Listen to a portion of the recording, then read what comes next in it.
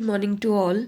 Myself Rajni Sharma, and our next topic is significance of the non-cooperation movement.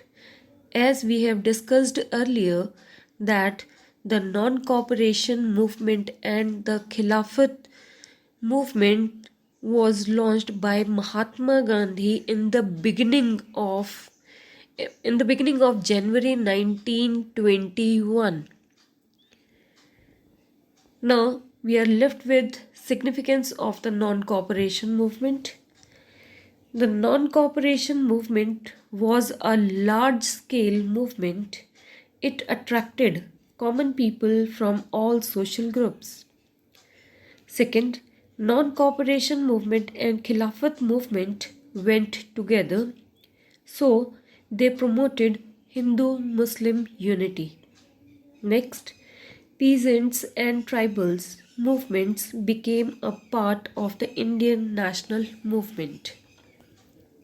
Next, it was a non-violent movement, so it popularized the Gandhian idea of non-violent satyagraha. Now we will move to the our next important movement, civil disobedience movement.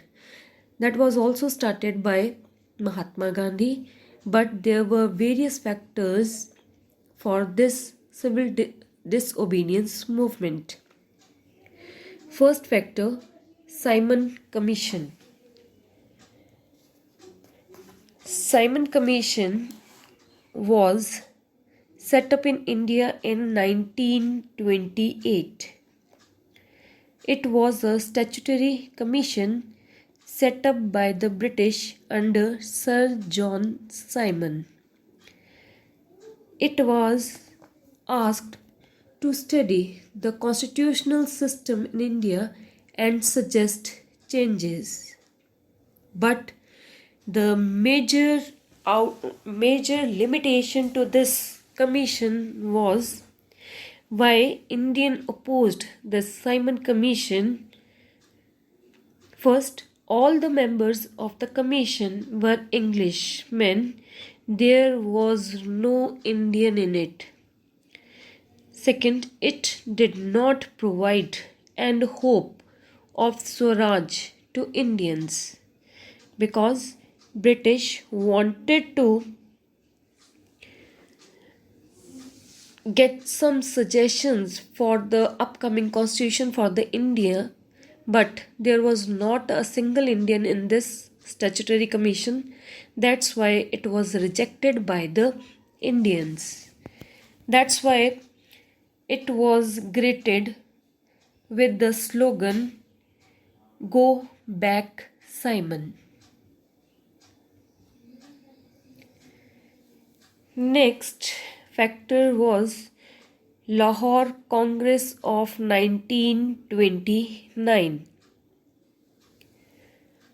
The Congress session was held at Lahore in 1929 under the presidentship of Jawaharlal Nehru, and the following decisions were taken.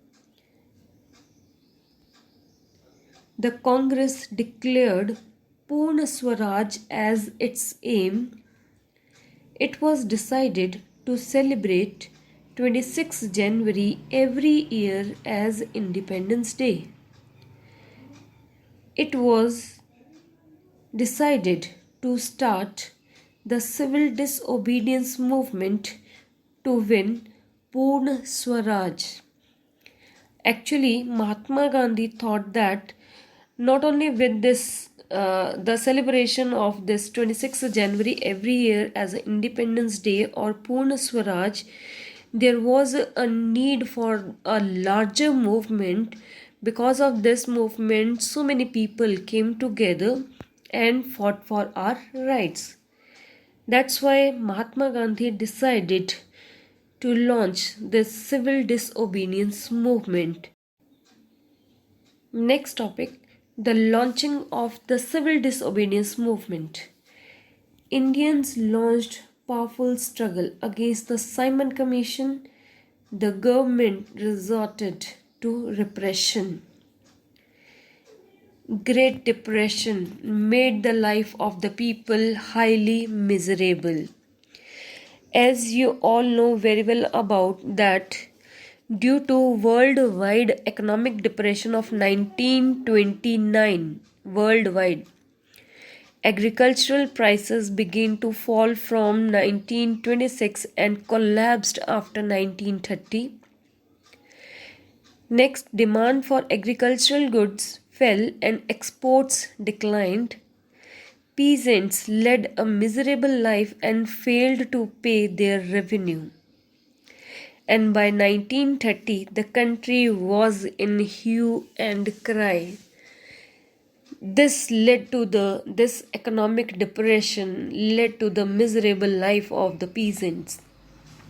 That's why so many people came together and they gave their support to Mahatma Gandhi to launch civil disobedience movement.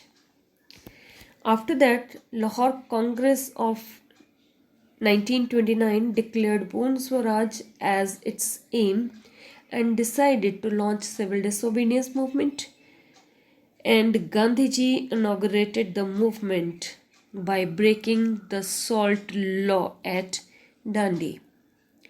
Now, on 31st January 1930, Mahatma Gandhi wrote a letter to Lord Irwin, and in which he stated 11 demands, and the major demand was the ban on salt law.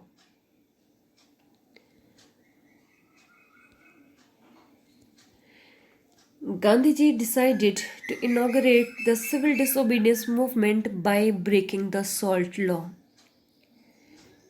And on 12th March 1930, Mahatma Gandhi started a march on foot from Sabarmati Ashram to Dandi. That's why this movement sometime came to be known as Dandi March with his 78 followers. On 6th April 1930, they reached Dandi. Gandhiji prepared salt by using sea water, broke the salt law, and inaugurated the movement. The government imposed a heavy tax on salt. Moreover, the production of salt was the monopoly of the government. So, the price of salt was very high. Therefore, Gandhiji opposed the salt law.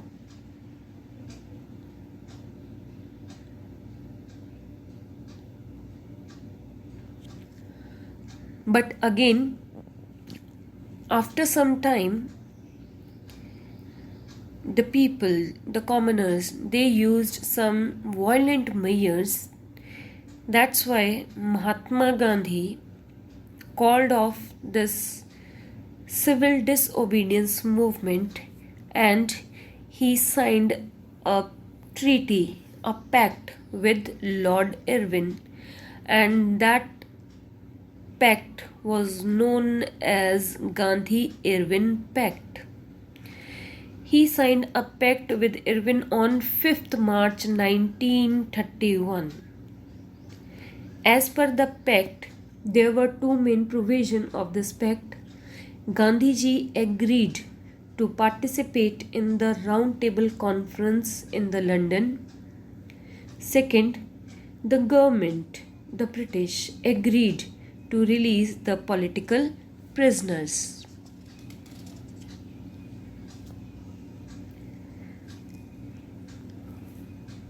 Now, the major differences between the non-cooperation and the civil disobedience movement. People refused to cooperate with the government during the non-cooperation movement.